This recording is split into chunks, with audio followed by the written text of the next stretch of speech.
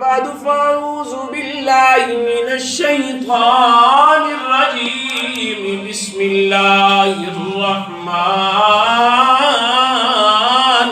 الرحيم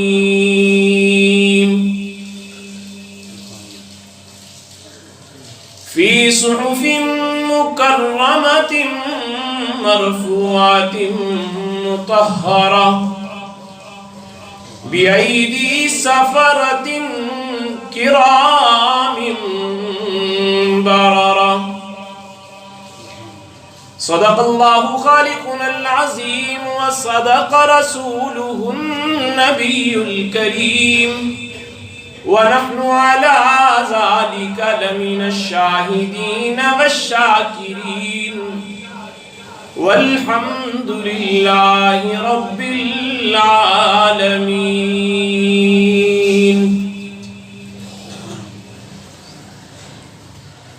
لے شوق سے نام صحابہ کا کر چرچا عام صحابہ کا. لے شوق سے نام صحابہ کا کر چرچا عام صحابہ کا. جنت میں اگر جانا چاہے پھر پلہ تھام صحابہ کا. قرآن کو پڑھ کر دیکھ ذرا، قرآن کو پڑھ کر دیکھ ذرا، ہے فرض اکرام صحابہ کا. لے شوق سے نام صحابہ کا کر چرچا عام صحابہ کا. اسلام پہ اپنی جانیں دی، اسلام پہ اپنی جانیں دی، یہ تھا اسلام صحابہ کا. نبیوں کے بعد اس دنیا میں اعلیٰ ہے مقام صحابہ کا. کر چرچا عام صحابہ کا. کچھ بے ایمان سمجھتے ہیں ایمان ہے خام صحابہ کا. جاہل ان کی تنقیس نہ کر، تو دیکھ امام صحابہ کا. سب حضرات عقیدت اور محبت کے ساتھ نماز والا درود پاک پڑھیں. اللهم صل على محمد وعلى آل محمد كما صليت على إبراهيم وعلى آل إبراهيم إنك حميد مجيد. اللهم بارك على محمد وعلى آل محمد كما باركت على إبراهيم وعلى آل إبراهيم إنك حميد مجيد. گرامی قدر سامعین، معزز حاضرین، بزرگوں، دوستوں اور نوجوان ساتھیوں،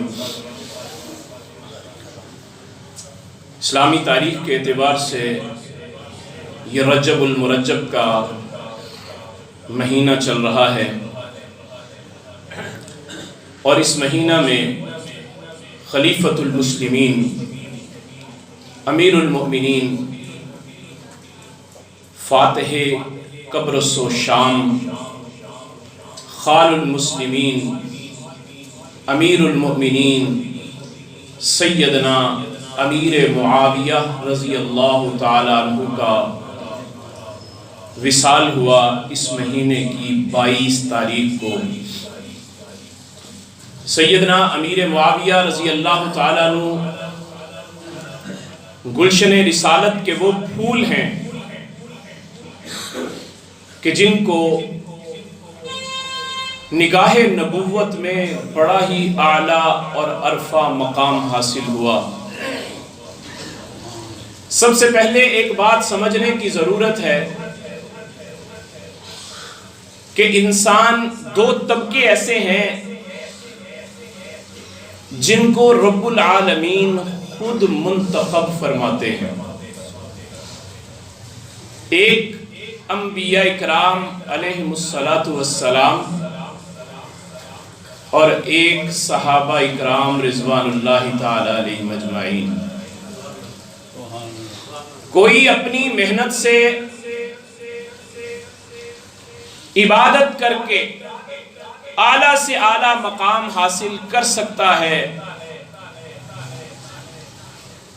ولایت کے مرتبے پر فائز ہو سکتا ہے، لیکن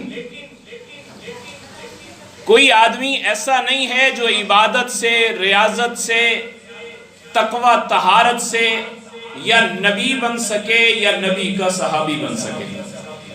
یہ مقام، یہ اعزاز خود رب العالمین نے اپنے پاس رکھا ہے. وہ خود اپنے دست مبارک سے ان کو عطا فرماتے ہیں جن کو اللہ پسند فرماتے ہیں. نبی بھی اللہ کی پسند سے بنتے ہیں اور صحابی بھی اللہ کی پسند سے بنتے ہیں. اور اگر کوئی آدمی اب صحابی کی عظمت پر اعتراض کرے، آج ہم کیوں غیر مسلم سمجھتے ہیں ان لوگوں کو جو لوگ اللہ کے محبوب نبی کے صحابہ سے دشمنی رکھتے ہیں؟ اس کی وجہ یہ ہے کہ یہ وجہ نہیں کہ وہ حضرت ابو بکر صدیق کو نہیں مانتے تو اس لیے ہم ان کو کافر کہتے ہیں، ہم ان کو غیر مسلم سمجھتے ہیں. یہ وجہ نہیں ہے. بنیادی وجہ سمجھیں کہ اس کی وجہ یہ ہے کہ وہ اللہ کے فیصلے پر اعتراض کر رہے ہیں کہ جس کو اللہ نے منتخب کیا ہے، اللہ نے اسے کہا رضی اللہ عنہم ورضوا عنہ، میں ان سے راضی ہو گیا، تو وہ اللہ کے فیصلے پر اعتراض کر رہے ہیں، اس لیے وہ اسلام کے دائرے سے خارج ہو جاتے ہیں. جو بندہ اللہ کے فیصلے کو تسلیم نہ کرے وہ مسلمان کہاں سے رہے گا؟ جو اللہ کے پیارے حبیب کے فیصلے کو تسلیم نہ کرے وہ مسلمان کہاں سے رہے گا؟ اس کا اسلام سے دور دور کا بھی کوئی رشتہ نہیں ہے.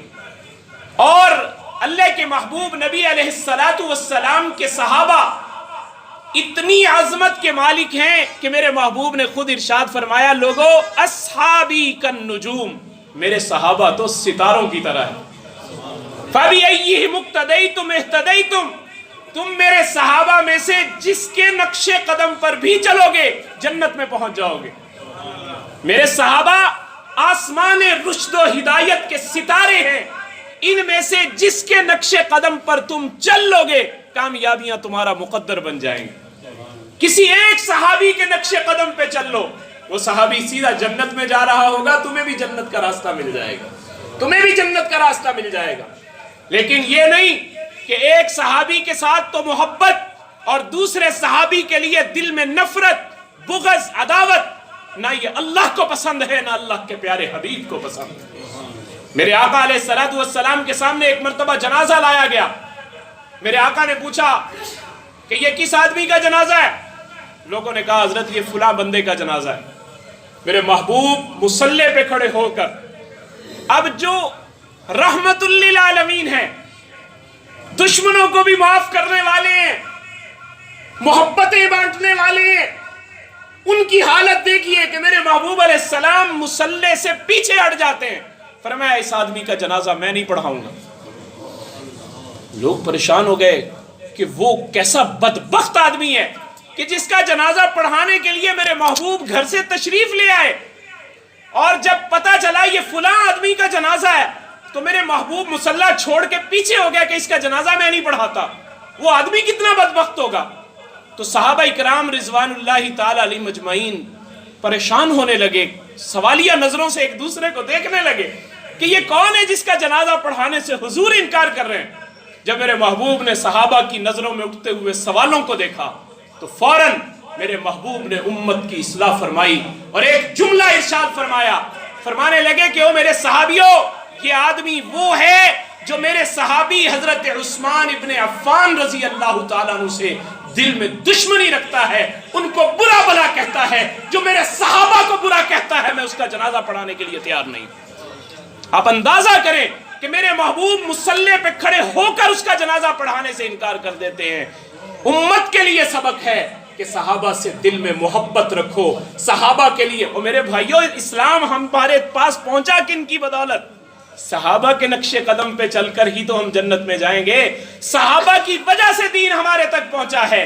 حضور نے دین صحابہ تک پہنچایا تھا, صحابہ نے پھر آگے ہم تک پہنچایا ہے. اگر صحابہ کا واسطہ, آج جو لوگ صحابہ کو برا بھلا کہتے ہیں نا, وہ اصل میں اسلام کی عمارت کے پلروں کو کمزور کرنے کی کوشش کرتے ہیں. اب یہاں یہ پلر ہیں, یہ درمیان میں ستون کھڑے ہوئے ہیں, ان ستونوں کو آپ توڑ دیں. توڑنے کا نتیجہ کیا ہوگا؟ یہ عمارت کمزور ہو جائے گی اور کسی بھی وقت نیچے گر جائے گی. ان لوگوں کی سازش یہ ہے, وہ سازش یہ کرتے ہیں کہ صحابہ پر حملے کرو, لوگوں کی نظر میں صحابہ کا کردار مشکوک بنا دو. نتیجہ کیا ہوگا؟ اسلام کی عمارت خود بخود دھڑام سے زمین پہ گر جائے گی. یہ اسلام کے خلاف سازش کرتے ہیں وہ لوگ. اس لیے کبھی کسی اپنے, آج ہم اپنے دوست احباب کے ساتھ بیٹھے ہوئے ہیں, اپنے تعلق والوں کے ساتھ بیٹھے ہوئے ہیں, اور بہت سے لوگ ایسے ہیں جو یہ نظریات رکھتے ہیں, صحابہ اکرام کے بارے میں غلط نظریات رکھتے ہیں. ایسے لوگوں کے ساتھ بیٹھنا بھی چھوڑ دیں. اس لیے کل قیامت کے دن اللہ نے پوچھ لیا, کیا تم میرے نبی کے یاروں کے دشمنوں کے ساتھ بیٹھتے تھے؟ تو ہمارے پاس اس کا کوئی جواب نہیں ہوگا. تو محبوب علیہ السلام نے کیا کہا؟ اللہ اللہ فی اصحابی لا تتخذوهم من بعدی غرضا ومن احبهم فبحبی احبهم ومن ابغضهم فببغضی ابغضهم. فرمایا لوگو, میرے صحابہ سے اپنے دل میں کبھی بغض اور نفرت نہ رکھنا. اللہ اللہ فی اصحابی, میرے صحابہ کے بارے میں اللہ سے ڈرنا. اللہ اللہ ہر خطبے میں ہم سنتے ہیں, ہر جمعے کے خطبے میں ہمارے کانوں میں یہ آواز ٹکراتی ہے, اللہ اللہ فی اصحابی. لوگوں, میرے صحابہ کے بارے میں اللہ سے ڈرنا. اللہ اللہ فی اصحابی لا تتخذوهم من بعدی غرضا. میرے جانے کے بعد کہیں میرے صحابہ کو اپنی تنقید کا نشانہ نہ بنانے لگ جانا. لا تتخذ, میرے محبوب علیہ السلام کو پتا تھا کہ ایسے لوگ, ایسے بدبخت آئیں گے جو ان صحابہ کے اوپر بھی کیچڑ اچھالنے کی کوشش کریں گے. فرمایا لا تتخذوهم من بعدی غرضا, میرے صحابہ کے اوپر کبھی میرے جانے کے بعد کوئی ایسی انگلیاں نہ اٹھانے لگ جانا. ومن احبهم فبحبی احبهم, اور میرے محبوب نے فرمایا جو میرے صحابہ سے محبت کرتا ہے وہ میری وجہ سے محبت کرتا ہے. ومن ابغضهم فببغضی ابغضهم, اور جو ان سے دشمنی رکھتا ہے وہ بھی میرے ساتھ دشمنی کی وجہ سے دشمنی رکھتا ہے. یعنی جس نے حضور سے محبت رکھی اس نے صحابہ سے بھی محبت رکھی, اور جس نے حضور سے دشمنی رکھی اس نے حضور کے صحابہ سے دشمنی رکھی.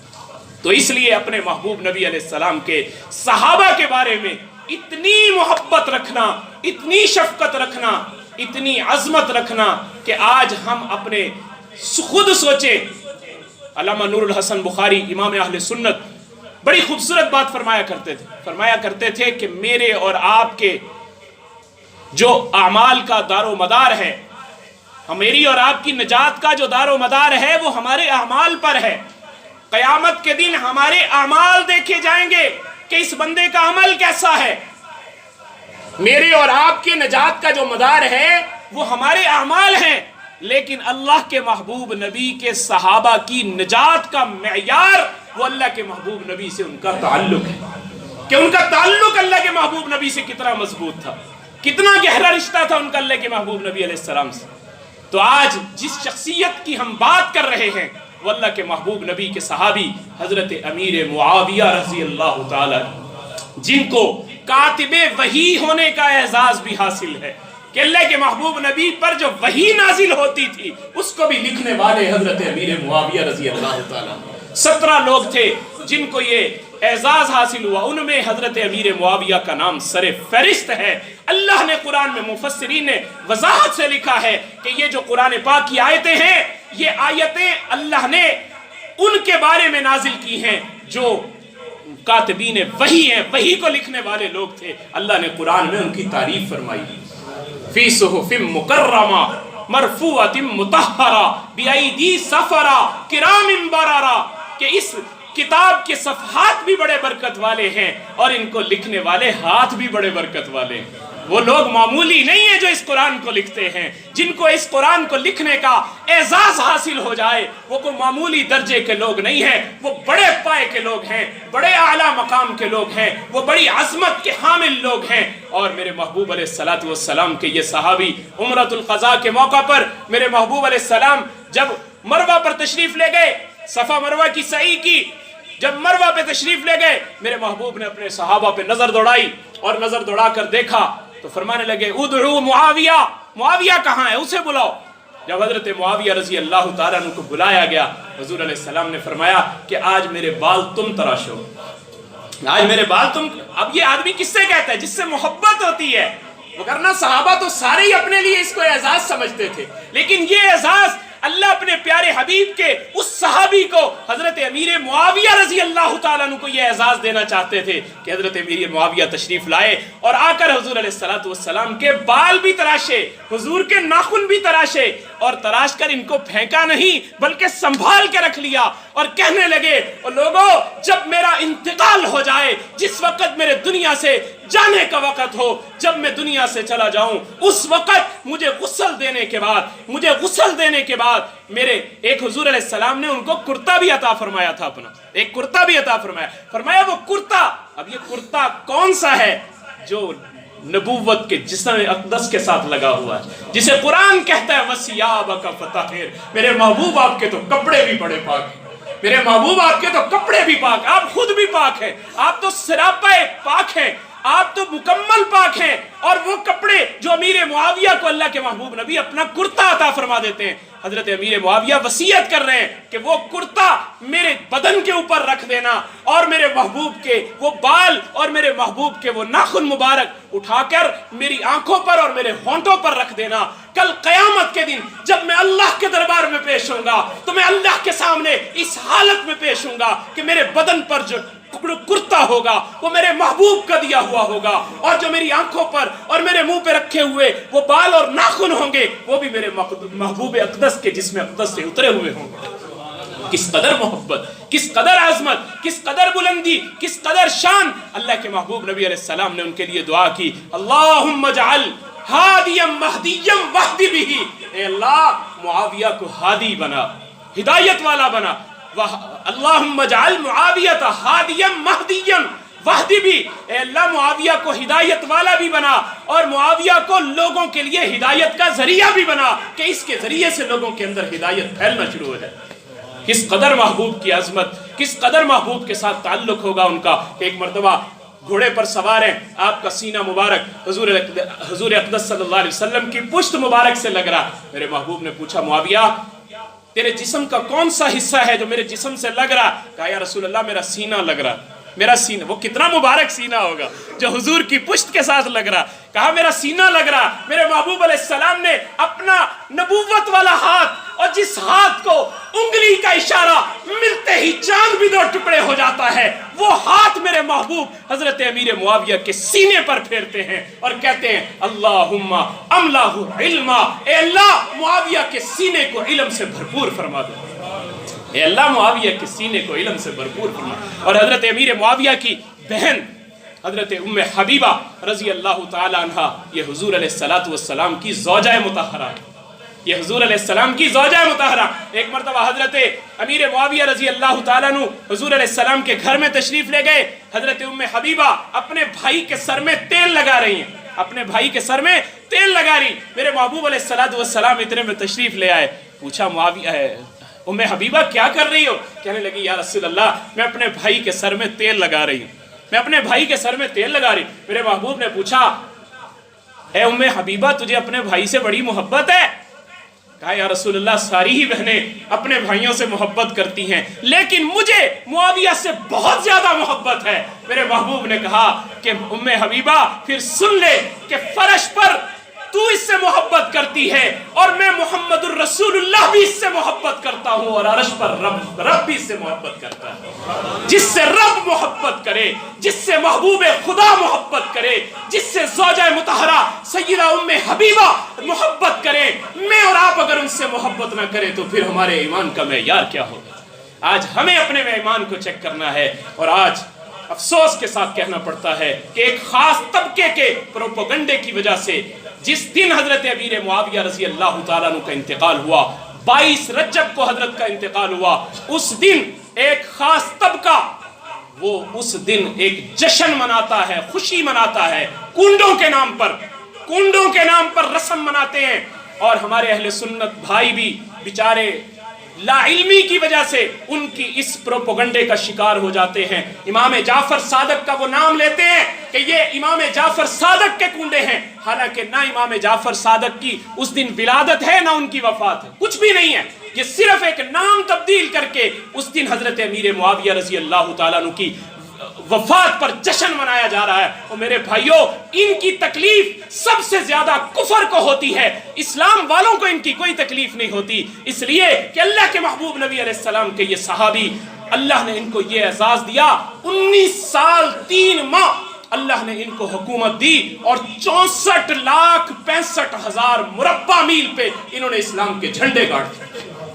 64,65,000 مربع میل پہ اسلام کی حکومت کو قائم کیا، اور اسلام کی حکومت کو قائم کر کے انہوں نے اس قدر اعلیٰ بلندی کا مظاہرہ کیا، دنیا والوں کو بتا دیا کہ یہ دین اسلام پوری دنیا پہ غالب ہو کر رہے گا، اگر کوئی اسلام کو نہیں مانے گا ہم اس کو اٹھا کر باہر پھینک دیں گے۔ اللہ کے محبوب نبی کے اس صحابی نے دنیا کے اندر اسلام کے پھریرے کو لہرایا ہے، عظمت کے جھنڈے بلند کیے ہیں۔ تو پھر مجھے کہنے دو کہ لے شوق سے نام صحابہ کا، کر چرچا عام صحابہ کا، لے شوق سے نام صحابہ